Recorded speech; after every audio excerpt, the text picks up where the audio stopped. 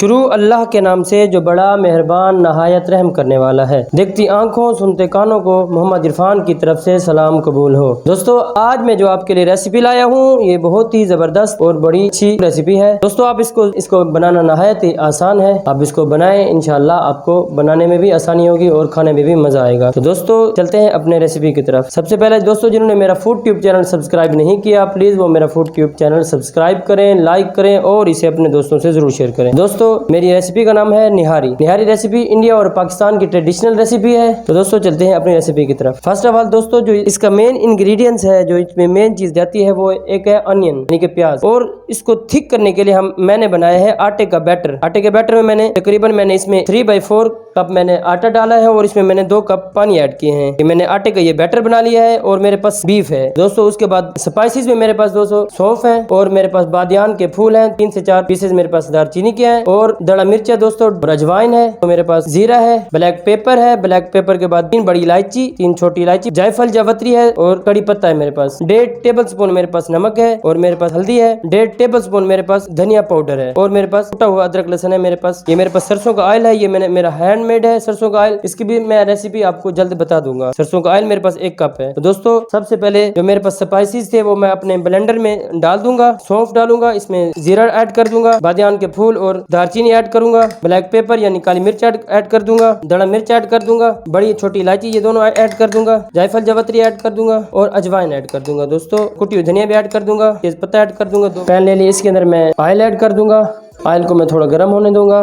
तो मेरा ऑयल गर्म हो गया तो मैं इसी के अंदर ये प्याज डाल दूंगा। हल्का ब्राउन होने तक मैं इनको पकाऊंगा। उसके बाद में इसी के अंदर मैं अपना बीफ ऐड कर दूंगा।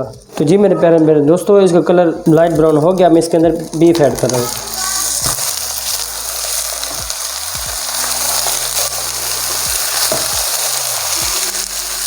तो अब मैं इसको थोड़ी देर के लिए कवर करूंगा। तो जी मेरे प्यारे दोस्तों अब गोश्त का ये कलर चेंज हो रहा है दोस्तों। इसी के अंदर मैं तेज पत्ता इसी के अंदर डाल दूंगा। सॉल्ट यानी कि नमक इसी पॉइंट में मैं डाल दूंगा। दोस्तों इसमें मैंने अदरक लहसुन ऐड कर दिया था और हल्दी भी ऐड कर दी थी, लाल मिर्च पाउडर भी ऐड कर रहा हूँ। मेरा गोश्त भुन रहा है दोस्तों, बड़ी ज़बरदस्त इसकी खुशबू आ रही है अल्हम्दुलिल्लाह। दोस्तों जो स्पाइसेस मैंने ग्राइंड किए थे मसाला जात वो भी इसी के अंदर अब ऐड कर दूंगा।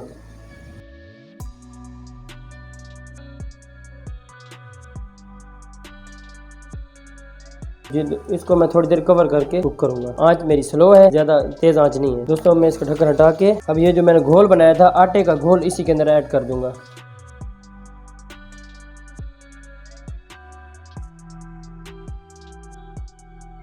दोस्तों अब मैंने फ्लेम लो कर दिया है। आटा मेरा कुक हो जाए तो इसके अंदर ये पानी ऐड करके कवर करके फिर इसको पकने दूंगा ताकि जो मेरा गोश्त है वो मेरा गल जाए बीफ।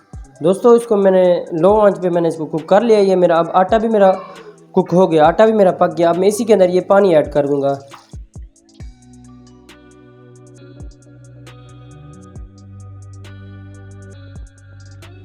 कवर करके कुक होने दूंगा। तो जी मेरे प्यारे दोस्तों मैंने इसको कुक कर लिया है। अब मेरा ये ऑयल मेरा सेपरेट हो गया है। अब दोस्तों इसकी ये कंडीशन अब आ गई है। बोटी मैंने चेक कर लिया, बोटी मेरी बिल्कुल गली हुई है। अब दोस्तों इसको मैं डिश आउट करके आपको दिखाता हूँ। जी मेरे प्यारे दोस्तों बीफ निहारी रेडी है। बड़ी ज़बरदस्त और आसान रेसिपी थी, मैंने आपको दिखाई। आप इसको ज़रूर ट्राई करें, इंशाल्लाह आपको मज़ा आएगा। तो दोस्तों मुझे अगली रेसिपी के लिए दीजिए इजाज़त। अल्लाह हाफिज़।